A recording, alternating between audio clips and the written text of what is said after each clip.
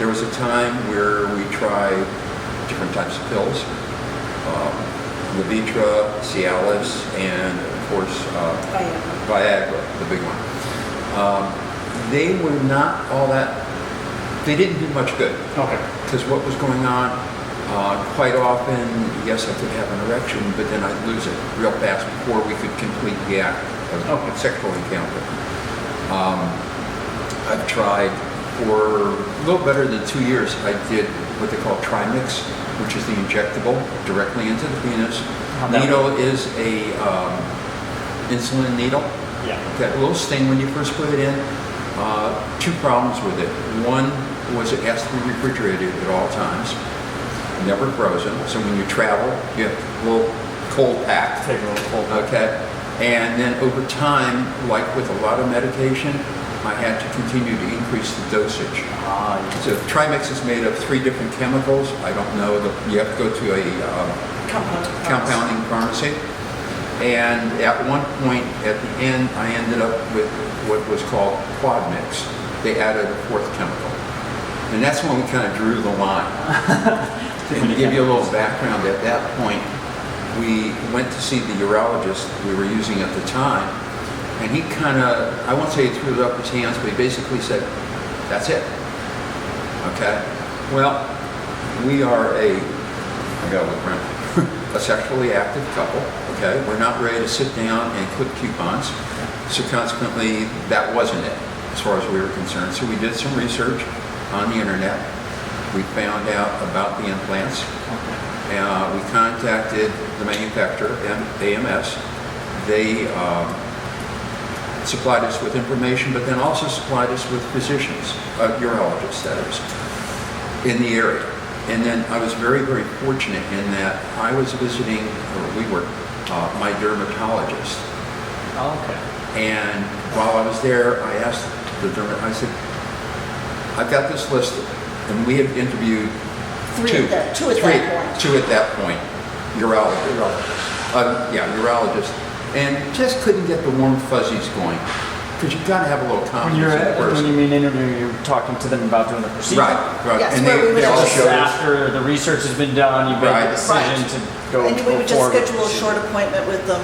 And We're just to considering see this, if we'd like to there's speak with you a one-on-one. comfort level there. Exactly. But anyways, in talking to my dermatologist, I said, hey, you know, I've got the list of these doctors, and I'm looking up on the internet, and I'll be damned, I cannot find anything definitive in the websites, because I wasn't at the doctor's website, I was at the medical board website. And everything you read about a doctor is Self-reported. all self-reported. Which it is. So Hence what the reason for this ebook. what my dermatologist said, he said, I can't suggest one to you, but if you give me a name, if I know the person, I will tell you if they're good or bad. Oh. Which I did, and consequently that's how we ended up with the urologist that we used. Okay. We then set up the appointment to see him. We sat down, we talked, he explained the procedure. We liked the guy, we felt at ease with the man. And at that point, the big question was, does insurance cover it? Well, as it turns out, I was on Medicare at the time, and I was 70 years old, so now I'm 73, so roughly 2.5, almost 3 years ago. 3 years come December 1st. Second birthday, of sorts.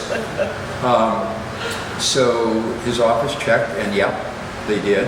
He explained to me, which I had read on the internet, there are 2 different ways of doing the incision. You can either do it through the scrotum or just above the penis. At the bottom of the pubic bone. And his method, which was through the scrotum, which is what I had. And at the same time, I've subsequently found out the reason why not all urologists do the procedure is a lot of the urology schools, medical schools I should say, no longer teach it, or some don't teach it anymore because you've got the pill. So for a while, apparently they weren't emphasizing it. Yeah. The original, to go back a little bit, the original urologist 20 years ago. who had told us that after quad mix there was nothing, and we asked him about surgery, and he would not recommend the Because he didn't do it. procedure because he did not happen to do the procedure. But that was pretty important because what I'll tell anybody that asks me is, see if your urologist does it, one, and see how many procedures he does a year. Yeah. If the guy, it's just like if you have open heart surgery, if he's only done one of those, you don't want to be it. Probably not. Probably. It's just like when it comes to prostate cancer, which is something all guys in our age group think about. You're too young. But when you think about that stuff, and of course the thing you hear advertised is robotics versus the old gold standard where they actually cut open. And that's a big procedure as far as recoup goes.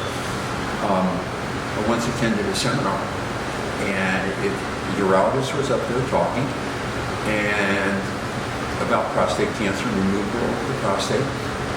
And one of the people in the audience said, well, we keep hearing about robotics, how come you don't do it? And it happened to be a female, and it's a very good, she said, do you want to be the first one I want to run around? Same thing when it comes to urologists. You don't want to be the first one, the first implant the guy's just done. But okay, going back to the procedure. Yeah. The procedure itself was an overnight stay in the hospital. Okay. Some doctors, from what I understand, do it that way. Others do it as outpatients because you do have a catheter. Yeah. Okay. From what I understand from my wife, who was in the waiting room, I was sleeping during the process, so I didn't know that. It took about 20 minutes. No, about 45. About 45 minutes.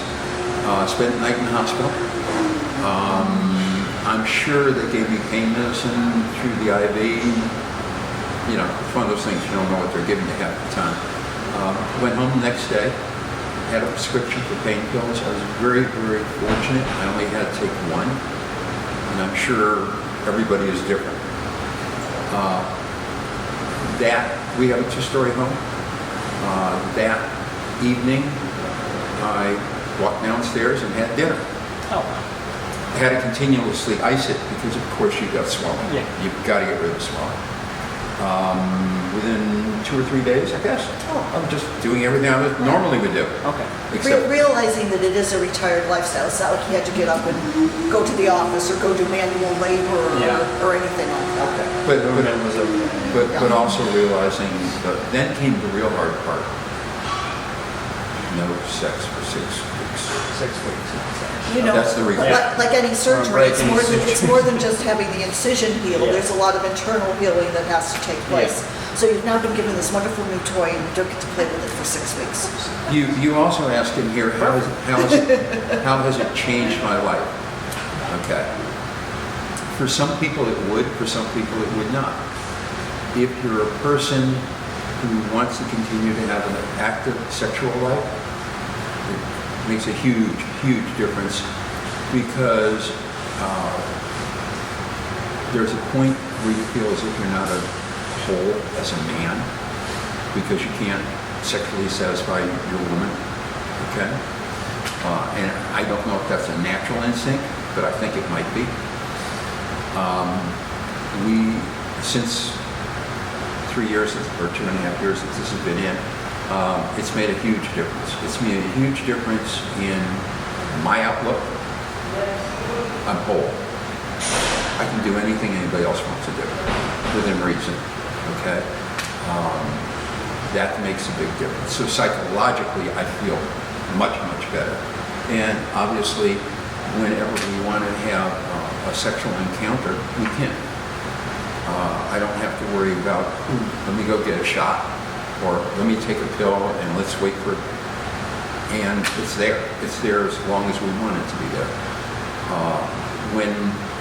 After the 6 weeks were over and I went to my final checkup with the urologist before saying, okay, go ahead and use it, I said to the doctor, I said, well, how long can I keep it up?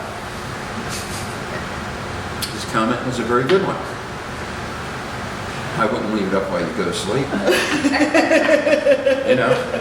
The other thing now this was prior to actually the procedure.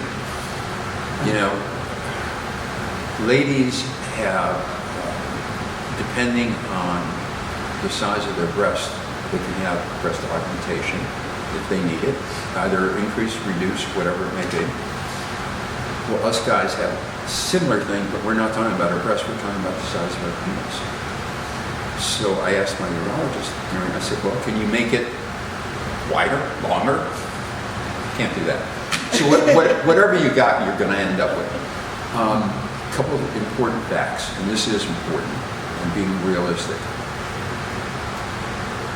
I can still have an orgasm just as before. I can still have the same feelings as before. It does not change the feelings whatsoever. In a lot of ways, it's more rewarding because, as my wife will say, I'm not worried whether or not I can perform or not. The psychological is takes a gone. lot. All the pressure's gone. That makes sense.